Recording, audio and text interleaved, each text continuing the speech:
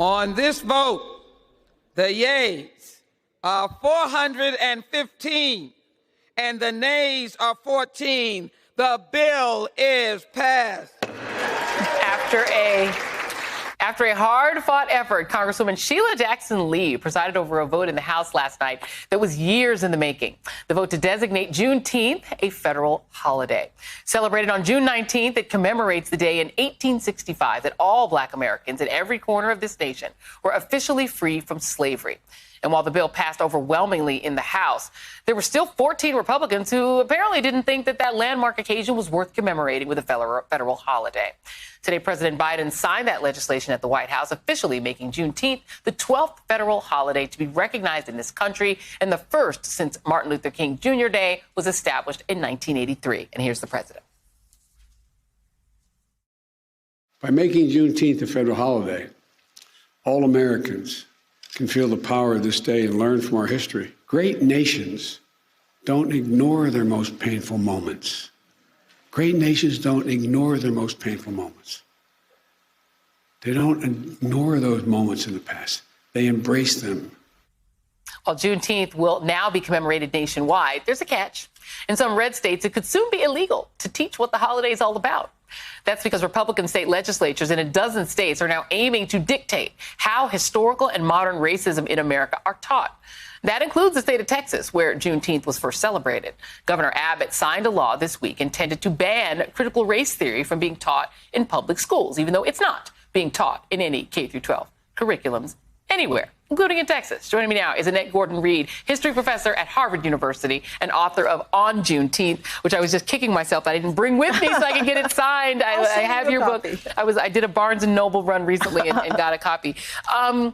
Talk to me about what this means. I was happy for Sheila Jackson Lee. Yes. I know she has fought really hard for this for a really long time. Mm-hmm.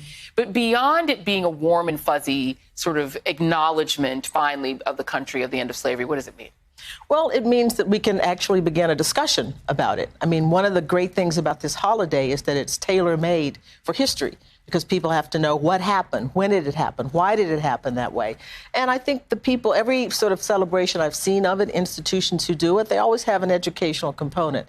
I mean, this is the United States of America. It will be commodified in some way. Yeah. But I think people who are serious about it will ride herd on that and will continue to make it a holiday where we talk about the past. Some really hard things about the past, too. Well, that's inconvenient because that's being made illegal all over the country. I mean, we're in a moment where there are a lot of Republicans who have made their cause celeb doing the opposite and saying that we are not to talk about history that makes anyone who is white uncomfortable, to say anything sort of cast aspersions on slave owners, to make them something other than benevolent and beneficent people, to say that the founders were not, these sort of, innocents on race and that they really had this master plan that they were going to end slavery even though they had slaves, but they had this master plan. And if you're not saying that, they're saying, well, it should be illegal to teach anything but that.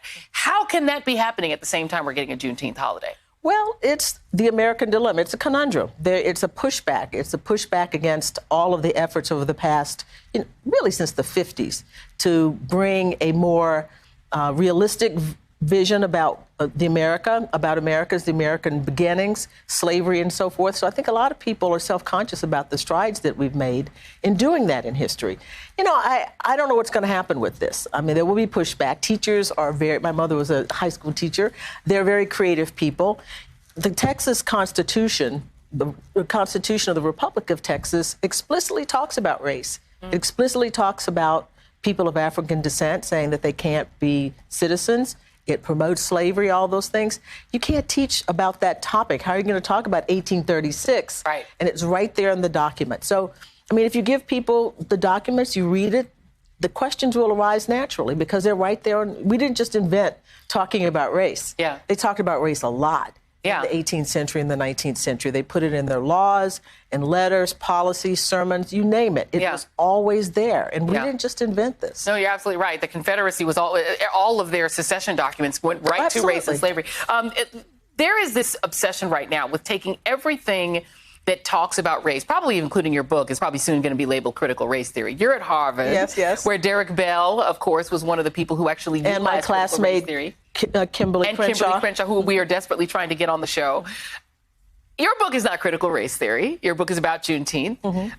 But they're trying to label everything that makes them uncomfortable as a critical race theory. This is a guy named Christopher Rufo, who's at a conservative think tank, at a conservative think tank. And he says the goal is to have the public read something crazy in the newspaper and immediately think critical race theory. We've decodified the term and we'll recodify it to annex the entire range of cultural constructions that are unpopular with Americans, basically using critical race theory as a brand name. Oh, absolutely. It's a distraction.